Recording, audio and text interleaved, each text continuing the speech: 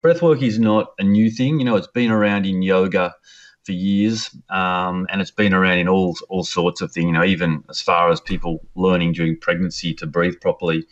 But what I found is like the breath work is not really delivered these days in a way that's easy for everyone to be part of or everyone to take home from the breath work exactly what suits that person best. Welcome to the Effortless Swimming Podcast, the show that helps swimmers and triathletes love the water, become a better swimmer, and live a better life. Here's your host, Brenton Ford. Welcome to episode number 139 of the Effortless Swimming Podcast. This episode is how to hijack your breathing to control your emotions and increase your performance. And my guest today is Darren Stojanovic from Dynamic Stability. And Darren is a physiotherapist, but he's also doing a lot of work in breathwork, which is breathing. And I've gone along to some of Darren's classes where he is teaching you how to use your breath to not only control your emotions, but also to improve your health and increase your performance in sport and also in life and in work. And you might think that sounds like a lot to do with just breathing. It's a lot that you can improve by just changing the way that you breathe. But by going through some of these classes and some of these courses with Darren, I've noticed a big difference across all of those things. And you're about to learn what some of those breathing techniques are, when to apply them, and how to apply them. So I'm sure you'll enjoy this episode with Darren as we talk about some of the benefits of it, but more importantly, how you can use it to improve your day and improve your performance in the pool. We've just added a whole range of new clinics for 2020. So if you are in Melbourne, Sydney, Brisbane, Noosa, or Perth, we've just added some new freestyle clinics that will be running up until April next year. So jump onto effortlessswimming.com, click on the clinics and camps link, and you'll find the freestyle clinics there. So if you'd like to come and work with myself or our other coaches, where we'll do underwater filming, we'll analyze your stroke, and we'll let you know exactly what it is that you can do to swim faster, and we'll give you that roadmap to improve. Then you can join us in an upcoming freestyle clinic. Let's get into the podcast. So Darren, first of all, welcome to the podcast. And we've been wanting to sort of talk about this stuff for a little while, but finally got you on. So thanks for joining me. No problem. Thanks for having me on. Well, we've known each other for a couple of years, just kind of through triathlon and being in the Melbourne scene. But I've sort of been interested in breath work for a little while, but never really learnt too much about it. And you contacted me a couple of months ago and said, I've started to run these breath work courses out of your practice. Would I like to come along? And so I came along to a couple of those classes and found them. My eyes were really open to the power of breath work and some of the benefits of it. And I'm only sort of scratching the surface, really. But I'm looking forward to learning a lot more. And that's what we're going to talk about on today's podcast. So I think, first of all, how did you come about? How did you learn about this stuff and find out about it? Well, thanks, Brenton. Well, my main background as a physio, I've been working as a physio for probably about 20 years now. And my involvement probably in triathlon over the past sort of 5 to 10 years has sort of led me to the point where I'm sort of looking for new things to enhance performance. And, not just on a physical sort of level, but a little bit on that sort of mind-body sort of mental approach. And a couple of years ago, I came across guys that live up in Gold Coast, and they came down. They work under the company Breathe Me, and they came down to Melbourne and sort of ran a little bit of a class for my staff and a few other people. And that very first session that I did with them, I just was completely blown away on the intensity of the breath work and how incredible you felt after you'd done a session and the changes that it had in your body physically as well as mentally. And so then after that, I sort of had a bit of a chance to sort of reflect on it and chatted more to these guys, and I organised sort of regular monthly sessions at my clinic at Dynamic Stability. And I invited all my clients and various people to come along to these sessions once a week. And for a whole year, we ran monthly sessions, getting sort of 30 to 50 people in this one day in for classes, and just had a pretty incredible results with all my client base, and decided then to pursue it a bit further beyond that. And you've kind of dove really deep into all the different kinds of breath work, and I guess through all of that and learning all these different types of techniques, it seems like you've kind of put them together and come up with your own way of teaching it and taking your clients through it. Is that a fair summary of what you're doing now in these breathwork classes? Yeah, definitely. I mean, breathwork is not a new thing. It's been around in yoga for years, and it's been around in all sorts of things, even as far as people learning during pregnancy to breathe properly. But what I found is like the breath work is not really delivered these days in a way that's easy for everyone to be part of or everyone to take home from the breath work exactly what suits that person best. You have your athletes, then you have your people that are suffering from anxiety and depression, and then you have your sort of people that are in chronic pain, and then you have a whole lot of other people that are doing it just for well-being.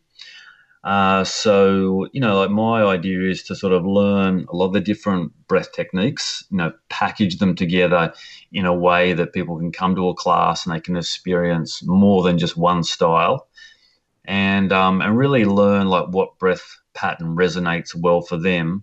Still practice all of them, but, they get a bit of an idea of getting one area they can really focus on, and then really developing an appreciation for all the different styles of breathing that you can do and how it can benefit your body. And let's talk about how breathwork can alter the body's systems, and how can someone start to implement this in their day-to-day life? Like, so what does it look like for you? How often are you doing it, and how long does it have to go for to get a benefit? Yeah, sure. Well, I mean, I suppose when we look at the body, there's all our organs, our brain function, all that stuff. And one sort of really interesting thing is our lungs are actually one of the crucial organs in the body that can run itself on automatic pilot without us thinking. But we can also take complete voluntary control over that system. We can make some changes to heart rate, but really, our organs and our heart and things beat away and carry on a little bit in the background without us able to gain control over it. And mentally, we can do some positive affirmations and make changes to our thoughts and things, but our breathing is something that's a lot more tangible for how we can take control over that system. And so by doing that, we can actually make quite radical changes to our whole organ network because they're all very interconnected energetically. And we have sort of, a nerve called the vagus nerve, which sort of runs from the head through the body, goes through the lungs, goes through every organ in the body, goes to our digestion. And it is like the connecting unit that sort of connects all these organs together. And one talks to the other, and when one changes function, it alters the function in the other area. So I suppose with that knowledge, if we can actually, in a way, hijack our breathing system, we can actually make changes to our whole network in our whole body just by altering how we breathe. And if we're trying to make dramatic changes to that, we can actually breathe with some pretty intense breathing patterns to actually bring about changes in our blood alkalinity, changes in our mental function, calming our nervous system, waking our nervous system up. We'll make changes to our kidney function, liver function, even to the point where we will change inflammatory markers in our body to alter inflammation. And we can work on these techniques on a daily basis to make a big change.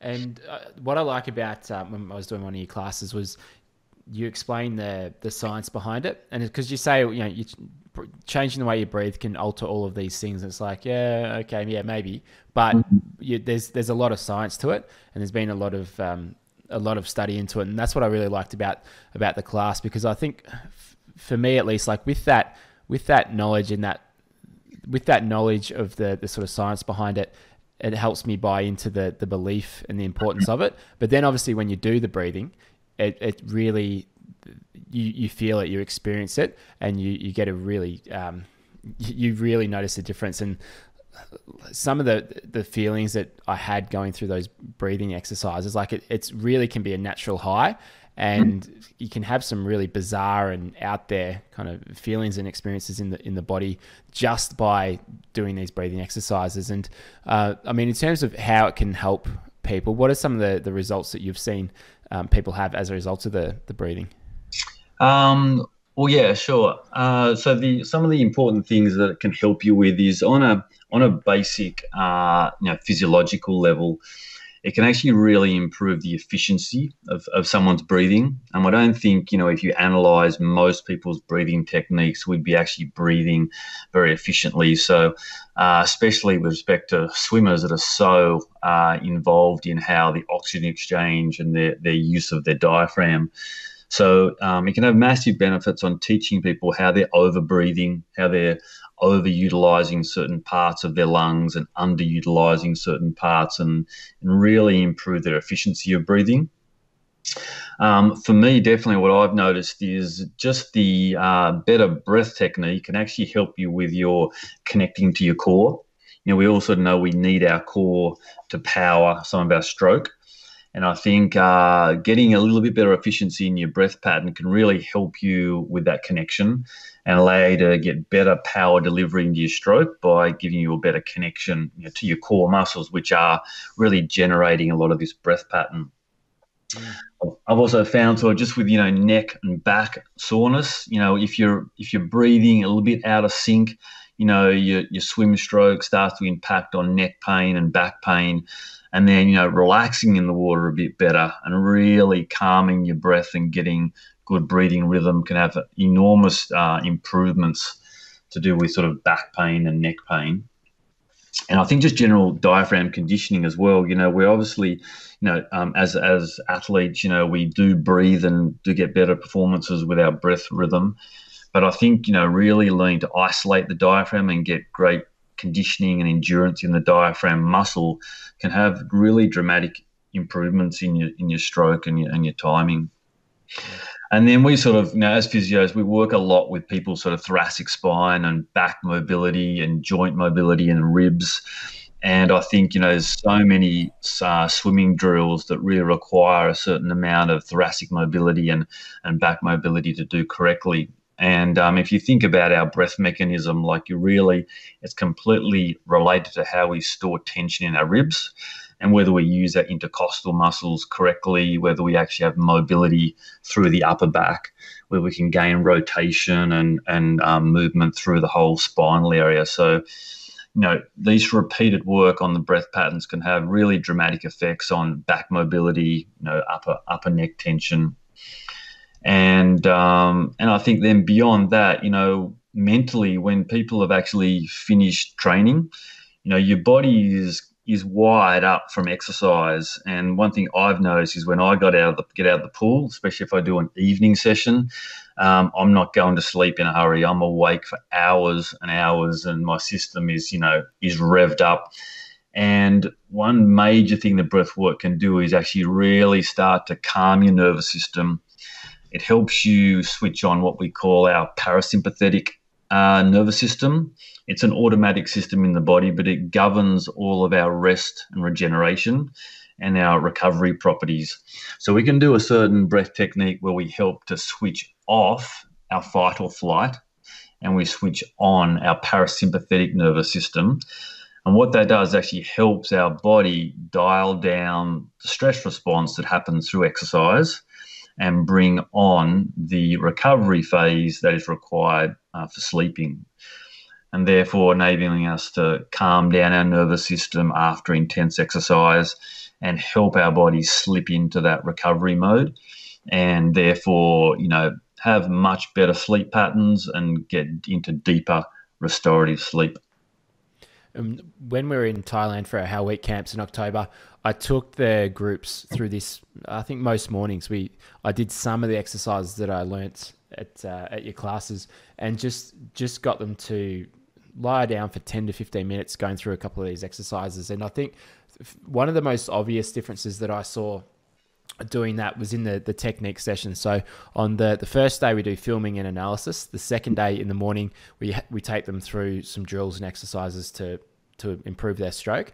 And before that, I got them to go through these breathing exercises. And what often happens when people are going through drills is they really want to make these changes. So they tend to be very tense, and they try and force it, and they're not really relaxed because they're concentrating so hard on their changes. But what this breathing did was it just got them in this state of mind where they were very calm. Their breathing was relaxed, and it's from that place where it's so much easier to make changes to your stroke. And that's probably the best results I've seen in terms of improving technique within that session that we've ever had. And I put a lot of that down to the breathing that we did at the start, because it got them in the right frame of mind, and it got them breathing relaxed. It got, I guess, the body and the mental state in a place where they could really make the changes. So it was noticeably different, and that was just one of the differences. But boy, it really helped, and it's something that I'm going to continue to do on camps. I think on that note, like one major thing with breathwork is learning in your body peak state. So peak state is very much characterized by that optimum arousal. Now, none of us will swim well by being really relaxed, and none of us will swim well by being overstimulated. And each person's optimal arousal is slightly different. You know, the occasional athlete will really need to be revved up a bit, and some will need to be really calmed down to get the most out of them. So one thing that does happen with breathwork is that when you're going through the exercises on your own, you are learning in your own body the different feelings of what it feels to be really relaxed, what it feels to be sort of revved up a little bit. And you can learn in your own body where it is that your body sits when it gets to peak state. And I think all of us experience like the occasional swim where you feel like you're unfatigable, but there's no effort. It's just all happening. It's all flowing. And that's a characteristic of peak state. And they talk about athletes learn over time to bring themselves to that peak state, but it's not often a technique that people are taught to do. We just accidentally end up there, and we think, wow, that was a great session. And then for months, you know, you're trying to find that peak state again. You had no idea how you got there. Yeah, so it's a good point to bring up, because I think it is a skill, and it is an awareness as well, and people connecting to that mental state is an important thing. Yeah, and it's like there's some really going through some of the breathing exercises, which we'll talk about in a moment. We'll give some examples of those types of breathing. There's some really strange experiences. Like you sort of prefaced some of the classes with, as we go through some of these exercises, you might feel some pretty extreme emotions, some happy, some sad. You might feel like your body's tingling. You might, like for me, my face in some of the breathing exercises where we're really lifting the breathing rate up, like my face was all contorted and like this really weird. I'm glad I didn't have like a camera on me, because it would have looked really bizarre, but like I couldn't control what my face was doing. Then at other times with some of the exercises, I couldn't stop myself from smiling. Like it was just really bizarre. So can you talk a little bit about like why that is, and like what some of these things are that can happen as you're going through them? Yeah, sure. Well, first thing sort of just to note is like when we look a bit deeper on the different breathing techniques, we sort of realize that our whole nervous system is sort of divided in two, and we have a whole autonomic system. One which is our sympathetic nervous system, which is governing all of our fight or flight. You know, when we're exercising, when we're pushing a little bit, our blood pressure sort of increases, the heart rate increases, we get, you know, hormones injected into our bloodstream to promote exercise and fight or flight. And then we have the opposite, which is the other half of our autonomic nervous system, which is our parasympathetic system. And that system sort of governs that rest and regeneration I was talking about before, which helps to lower your heart rate, and it also helps to sort of bring on muscle repair, decrease inflammation, get you to sleep, you know, put you in all of that sort of really meditative state. So there's going to be forever a balance between these two systems that we're working with. And then when we do some of the breathing exercises, we can actually breathe in a particular way to stimulate the sympathetic response, or breathe in a way to stimulate the regenerative response. So as a general rule, you know, during our inhale, we're actually stimulating the sympathetic response, our sort of fight or flight. And then during the exhale phase, we're actually promoting our rest and regeneration a little bit. So you can imagine we breathe in a particular style where we're emphasizing the inhale breath. We'll be raising that vibrational energy in the body up and up and up and up to a level that it will become quite strong. If we're breathing in a way that we're investing in the exhale breath, what we'll be doing is actually really helping calm the system down and actually change brainwave patterns and put you into much more of a calmer sort of situation where you may feel like you are going so calm that you're not falling asleep, but you sort of almost feel yourself drifting off in a certain place. And so in some of the classes that you've done, is what we've done is we mix up those breath rhythms and give people a chance to feel all the dynamics of the body. So, what we can start off with is quite a calming sort of breath, which is like a circular breath. So if you imagine drawing on a blackboard, a circle like a clock face, you can imagine that when you breathe in and move around the clock face, you can think about you breathing from sort of 6 o'clock at the base and breathing around past 9 o'clock all the way up to 12. And in your mind's eye, you can imagine taking 5 seconds to breathe your breath from the bottom all the way to the top. And then without pausing, then breathe out and then visualize yourself moving down through 1 o'clock, down through 3 o'clock. And then when you arrive all the way back at the base, you imagine you've arrived back at 6 o'clock. And if you can take 5 seconds to do the inhale breath and take 5 seconds to do the exhale breath, what you're doing is putting almost equal importance on both the breath patterns and therefore creating a calming effect on the nervous system and allowing your body to switch into a really good state, not over-aroused, not under-aroused, but in a way sort of, getting a perfect harmony within the body. And there's been sort of talk about that breath pattern being called what we sometimes call a heart resonance breath. And what it does is to really help energetically the brain and the lungs and the heart start to move into the same energetic rhythm. I think probably all of us have sort of found moments in our life where we sort of feel a little bit out of sorts. Commonly that's a bit related to these organs in the body not being on the same energetic level and not connecting and talking well to each other. Because there's no way our heart beats without connecting to our lungs. And there's no way our lungs breathe without some input from the brain. And all these organs actually have constant little highways that go between them, and they all have messages that are going back and forth, giving feedback on what's happening in the lungs, giving feedback what's happening in the heart, even giving feedback on what thoughts and emotions are being felt. And so when we breathe in that first breath circular pattern, the 5 in, 5 out, we're actually creating the best harmonizing breath to put all those organs together so they sync and they talk to each other well, and they all harmonize on a similar vibrational frequency level. So it creates a bit of that optimum state. And so would you recommend that kind of breathing for like someone who's, let's say they're driving in their car on the way to the pool? Would that be a good type of breathing to do on the way to training? Yeah, it is a good breathing. Like I sort of say to people, like it can be a bit of your go-to breath. It'll suit everyone. Definitely if you've had a busy day at work and your mind's racing, that breath pattern will help you stay attentive. So so driving is safe. But it also allows you to gain a little bit of control over the rhythm, and you'll calm down the nervous system after a bad day, or after a day of a few arguments or whatever it might be. And you'll arrive at the pool then, much more able to listen to instructions and much more able to process, the cues and the things that are being told to you. Because commonly in different brain states, you might suggest someone to keep their elbow in a particular position or have their hands placed in a certain angle.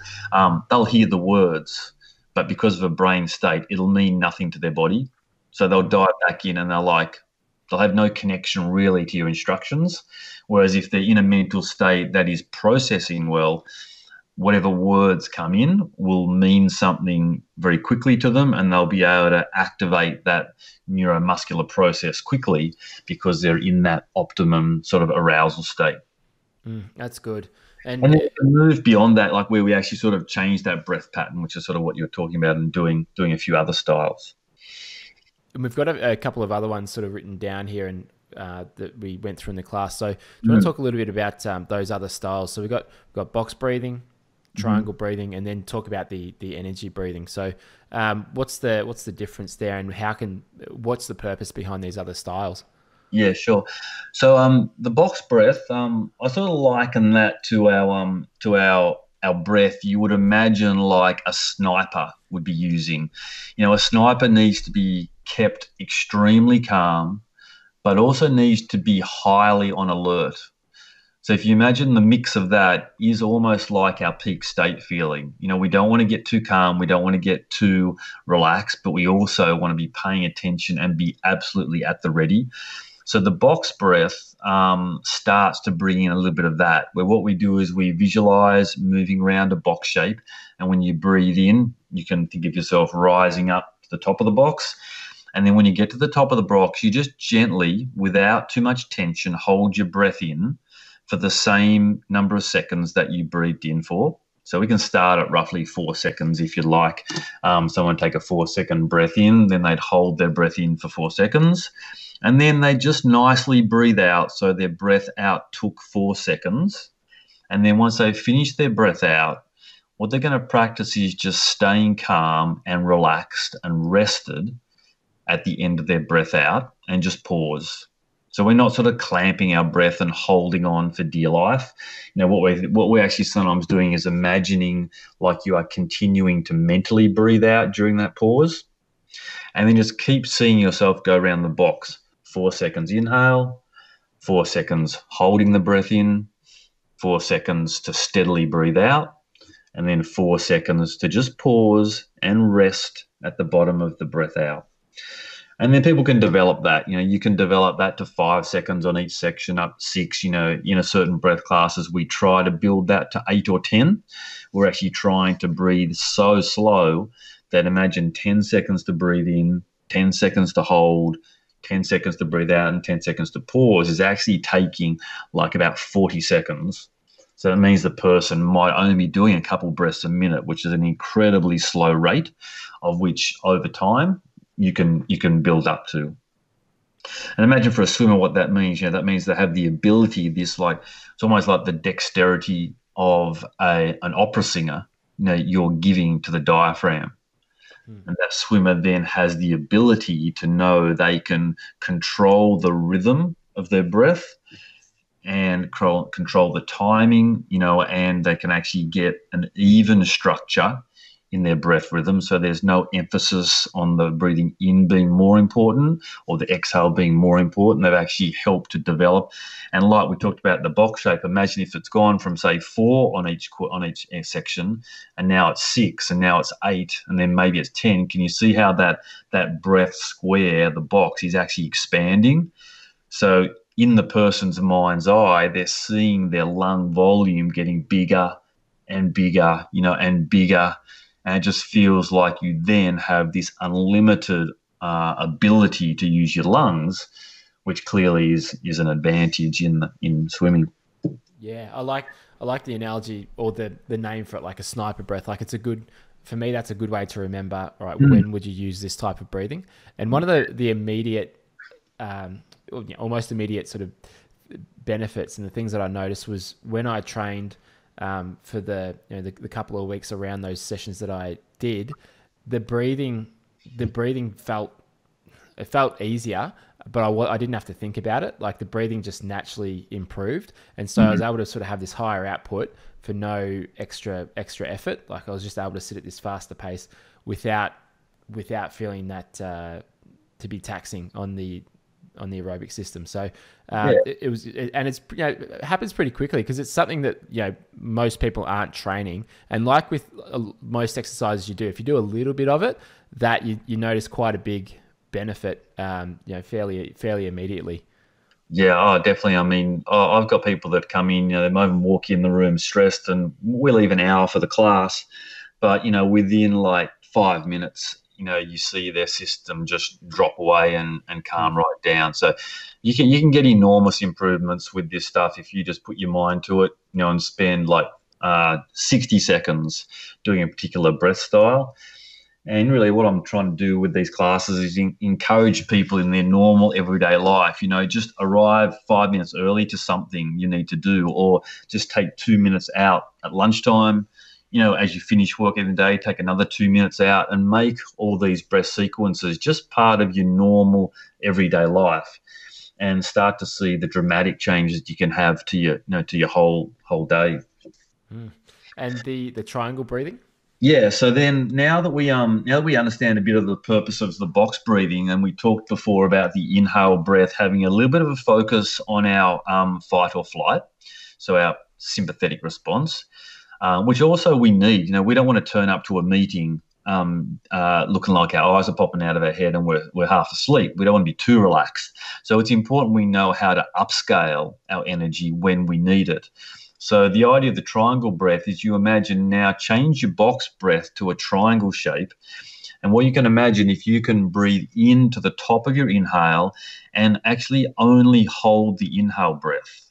So therefore it becomes a triangle shape, because then once you've finished holding your breath in, you just steadily breathe out, breathing out to the bottom. But then when you get to the bottom of your exhale, you just breathe in again without a pause. So you might repeat 5 to 10 triangle breaths where you hold the inhale breath, and that way expanding the inhale side. And then imagine then the triangle breath that is flipped the other way, you'd actually then be holding the exhale breath.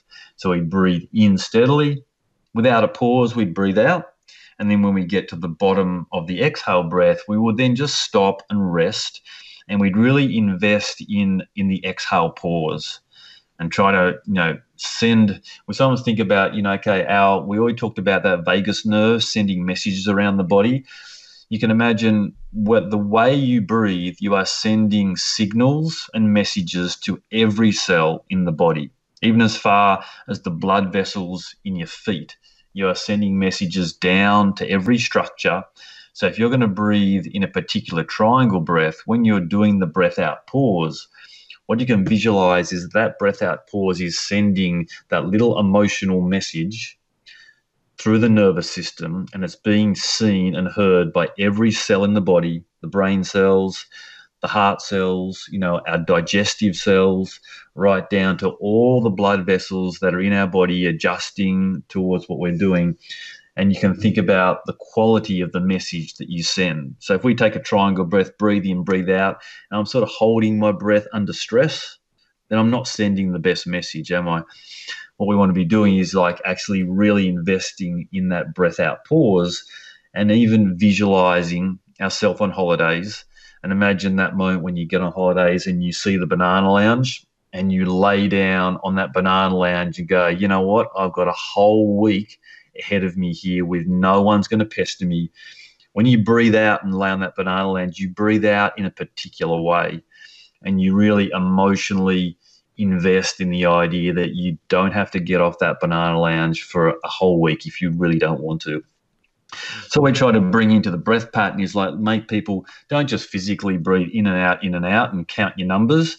Actually try to then emotionally invest in what you're trying to achieve. And during that one, we're trying to invest in the exhale pause. And a great breath technique for those of people that want to calm themselves down, maybe prepare yourself for sleep. It's probably the example breath of what we talked about before about aft training, of calming the system down. So you might be a bit wired up. So if we go into our triangle breath where we breathe out pause, we're actually continually signaling the parasympathetic system. And like I just said, then if we emotionally invest in the quality of how we breathe out pause, and we can even visualize some calm things and then bring the mind into it as well, what we're going to do is to create an enormous effect on the parasympathetic system to switch off all of our fight or flight and switch on all our regeneration. And within a very short space of time, you're going to be feeling extremely different, calm down, ready for sleep, or even just calm down after you've got yourself worked up about something. This is good. So we've spoken about the circular breathing, which is you mentioned as the heart resonance breath, or almost like your go-to breath during the day. We've got the box breathing, which is like the sniper breath, where it sort of prepares you almost at peak state. The triangle breathing, which can help you almost like the after training breath when you want to sort of quieten everything down. And now the last one we've got here is the energy breath. So do you want to talk a bit about the energy breathing? Yeah, so we'll talk about that one today. You know, that this breath sort of probably falls under, in my mind, some of the advanced categories, and definitely an incredible breath. And if you're going to some, more advanced breath classes that you may see advertised around the place, they probably utilize a little bit of this breath rhythm, where what we're trying to do is to generally raise the bodily energy. And if you think about, like, if we put something in the microwave to heat it up, what we're actually doing is putting food in the microwave. The microwaves are creating a change in the vibration of the molecules in the frozen food. And by passing the microwaves through, what they're doing is they're vibrating via inputting energy.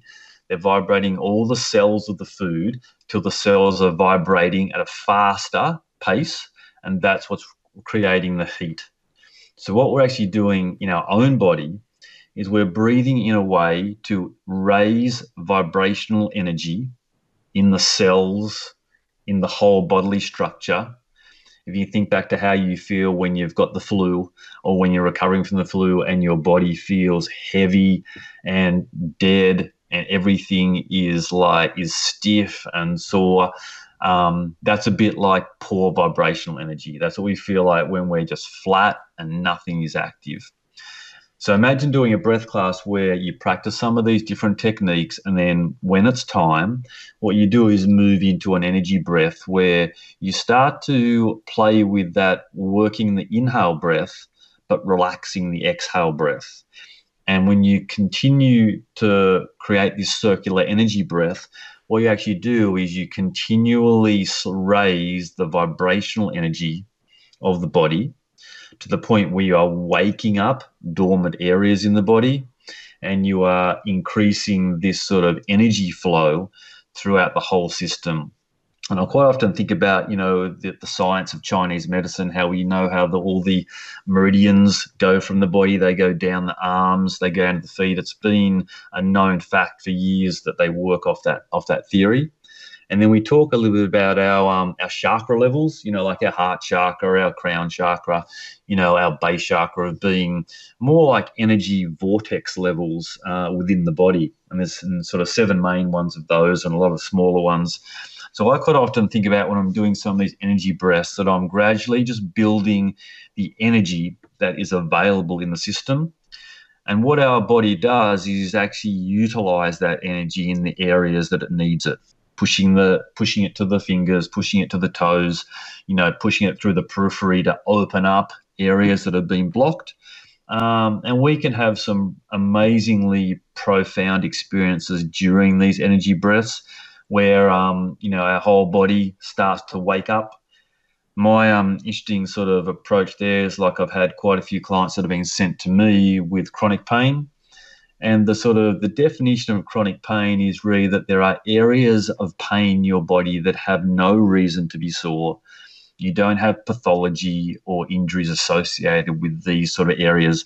And there are nerves that are just lighting up for no real major reason, and they are causing a stimulus back to your brain, and your brain is picking up this stimulus as pain, as an injury or something like that. But there's no actual injured site. So what actually happens, interestingly, in this energy breath is, imagine these people go into this energy breath and all of a sudden their chronic pain sites are lit up. They can feel the neck pain. They can feel the back pain. They can feel all the pains that they live with day to day that really have no reason to be sore. And what's happening in that instance is the bodily energy is building up where these overactive nerve cells that are firing off these pain signals actually light up in their system. Now, you can either choose to fidget around or stop breathing because you've got pain. But then mentally, when you realize that your body does not have anything actually wrong with it, and all you've got to do is lay still and keep breathing, eventually what you do is you deprogram these sensitized nerve endings and nerve structures to the fact that, okay, there's actually nothing wrong. Maybe it's time just to calm down. And over repeated sessions, what happens is the person doesn't get these pathway patterns lit up. And what happens, they then dampen down their chronic pain, and they can then live their normal life without these pain signals being generated. I really like the analogy of the microwave, and that's literally kind of how it feels. Like the cells in your body are vibrating. Like it really feels that way. And then, interesting with the people with chronic pain. And do you find that some people, they get to that point where they're feeling that pain doing the breathing exercises? Do some of them, obviously they'd probably want to back off. They'd want to just stop breathing because it's causing them pain. But do you talk to them beforehand and let them know, like, this is probably what you'll experience. So if you're comfortable, you should continue breathing through it because this is the result you'll get?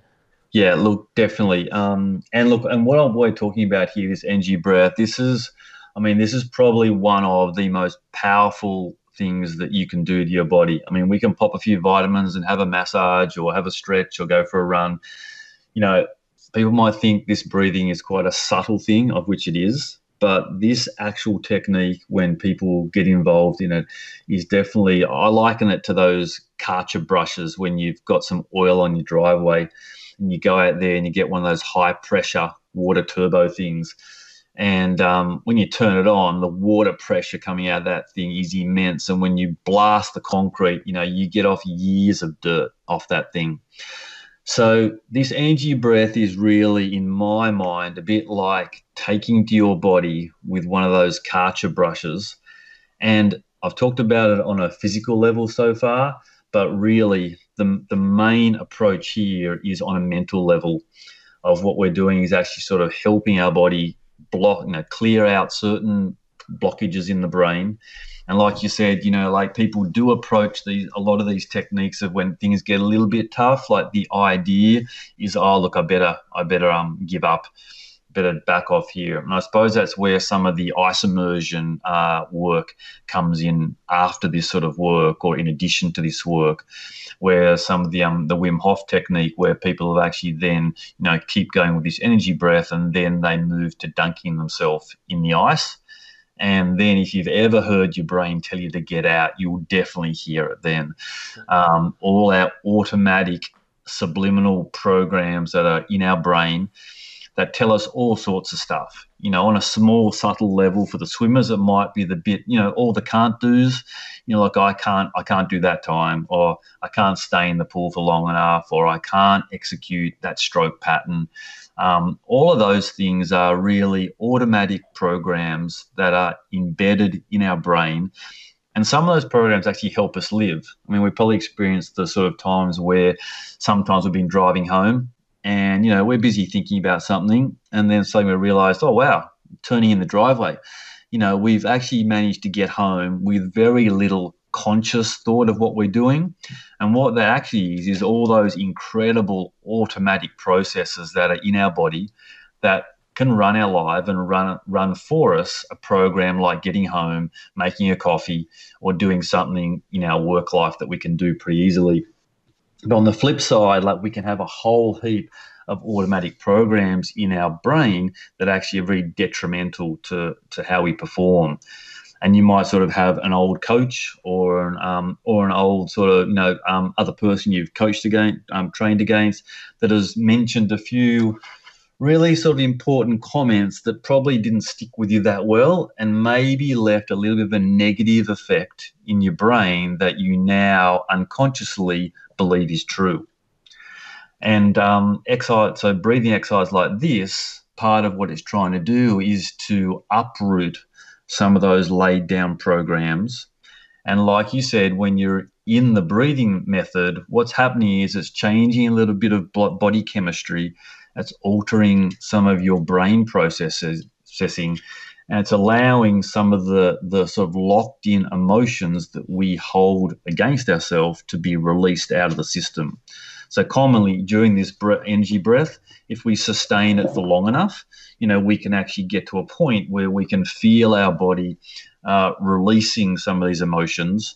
And sometimes, like you said, it is absolutely laughter. And I've been in one class myself where, one girl started laughing and then another girl started laughing, then I'm laughing, and the whole 12 of us are in absolute hysterics, and we are all still breathing, trying to get through it. And then, that wafts off, and then before you know it, someone in the corner's crying. Someone's crying, and then the mood changes. Now that group energy is incredible when you do breath work, but you can achieve all of that sort of stuff in your own space, doing your own breath work as well. And basically your own emotional energy then gets a chance to come out. And we sort of hear a lot of people talk about they feel a bit blocked or they feel like, something in the background is holding them back. You have some guys, all girls, I should limit it to just guys, people in general, feel like they've got some pent up aggression or bottled up emotions. And some of those things have come from real life traumas that are actually completely real. And their body hasn't been able to get rid of those traumas at the time. And they're sitting as little things in their body that actually don't benefit them, that actually sort of work against them. So a lot of those little things you can feel definitely in some of these breathwork sessions. And we're going to record another podcast, a more advanced breathwork podcast, but we wanted to kind of do this one first so you could give the introduction to breathwork. And I think, a lot of this stuff is still, for people who are new to it, will seem quite advanced and it's all new, but we're going to do a follow-up podcast for this. And for those that are listening, let them know where your classes are, how they can get involved with those, because I highly recommend them. And I've done a couple so far, and I'm going to be doing quite a few more because it is really beneficial. But I really think there's a lot there as well, just for improved performance, but also mentally as well. It really sort of covers all the bases with it. So if you want to let people know where they can find you and a little bit more about those courses. Yeah, sure. So I run the sessions out of our physiotherapy clinic, which is called Dynamic Stability. We've had Dynamic Stability now for about 19 years in the Richmond area, and about another clinic for about 10 years down in Ripponlea, just off Glenora Road. And so we sort of devote a day or even some weekends to these breathwork classes out of the physio clinic. I have an Instagram page which is Dynamic Breathwork, and what I try to do on that page is just to be continually giving people little snippets, positive affirmations, different breathwork sort of ideas and techniques, and then just keep people updated basically on all the different sort of classes that we run. I sort of try to divide the training up into a bit of level 1, level 2, level 3. So everyone sort of attends like a level 1 class just once, and that gives them a bit of this information, a bit of the basics about what breathwork's about and how it can affect you, and give you a few take-home messages. And then the level 2 work is about them practically practicing all these techniques and learning some sequences that you can do at home to different playlists. And I normally sort of run that as a 4-week course, covering sort of a little bit of different emphasis in all the different techniques. And then the level 3 class is a little bit more about the energy breath, where people have been through a range of the techniques. And then what they do is they embark on a full class on the energy breath, where they're really doing that as an energy clearing technique, and just to take their skill level to another level. So if you sort of look up, there's links on our website, dynamicstability.com.au. If you scroll down, you'll see some of the Dynamic Breathwork page, or you can just go straight to our Instagram page, which is Dynamic Breathwork, and have a little look at all the different sort of stuff I've got on there for you. Excellent. Well, thanks again for being on the podcast, Darren. And once this podcast goes out, we can use some of the questions that we get from that and answer them in the second podcast. So thanks again, mate. And I'll put all those links in the show notes, and looking forward to that next podcast. All right. Thanks, Brendan. Thanks for listening to the Effortless Swimming Podcast. If you'd like us to help you become a faster, more efficient swimmer, go to www.effortlessswimming.com.